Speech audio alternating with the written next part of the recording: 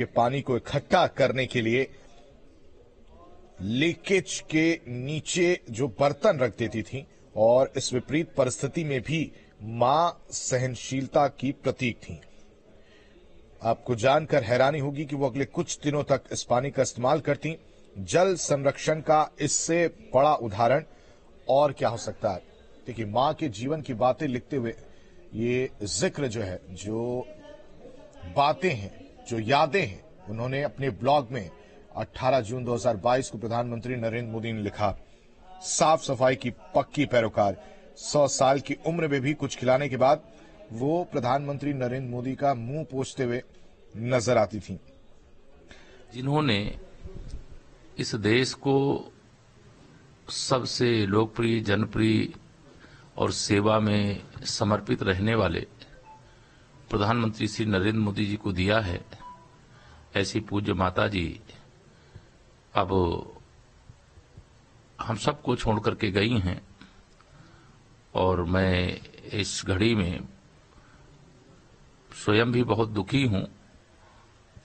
माननीय प्रधानमंत्री जी के दुख का तो कोई और छोर नहीं होगा, उनके परिवार के लिए तो बहुत ही यह दुखद घड़ी है।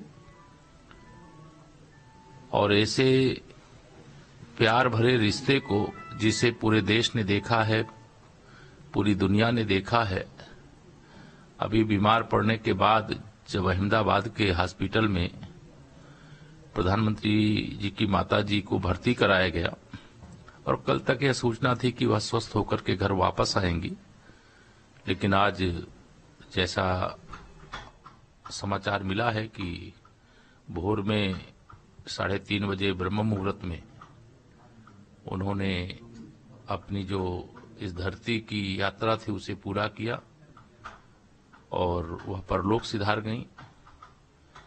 ऐसी पुण्य आत्मा को भगवान अपने श्री चरणों में स्थान दें और पूरे परिवार को यह गहरा जो शोक है इसको सहन करने की सामर्थ्य दें। और माननीय प्रधानमंत्री जी और उनके परिवार के सामने यह जो एक दुख की घड़ी आई है, उस दुख में पूरा देश दुखी है, पूरा उत्तर प्रदेश दुखी है। भारतीय जनता पार्टी का एक एक कार्यकर्ता भी अपने दुख, अपने संवेदनाओं को व्यक्त करने का काम कर रहा है। जन्म से लेकर के जीवन के अंतिम सांस तक जो मां बेटे का रिश्ता होता है वह शब्दों की सीमा में बांधा नहीं जा सकता। और माननीय प्रधानमंत्री जी ने भी एक पुत्र के नाते जब भी कोई ऐसा अवसर आता था, माताजी की चरण वंदना करने के लिए वो जाते थे। बीमार पड़ी तो अस्पताल भी देखने के लिए गए थे, लेकिन जो आता है वो जाता है, यही संसार का नियम है। लेकिन उन्होंने जो देश के लिए एक ऐसी अमूल्य निधि जिसको कहते हैं माननीय श्री नरेंद्र मोदी जी के रूप में देने का काम किया है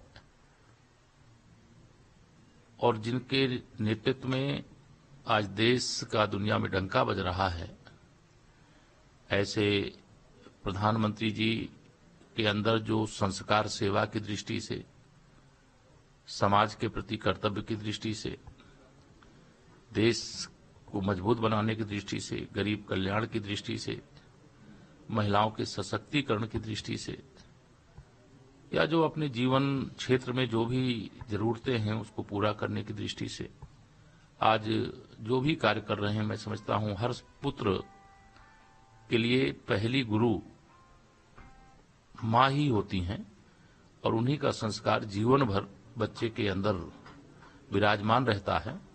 उसी संस्कार का परिणाम है कि आज ऐसा एक स्वरूप देश के अंदर देखने को मिल रहा है।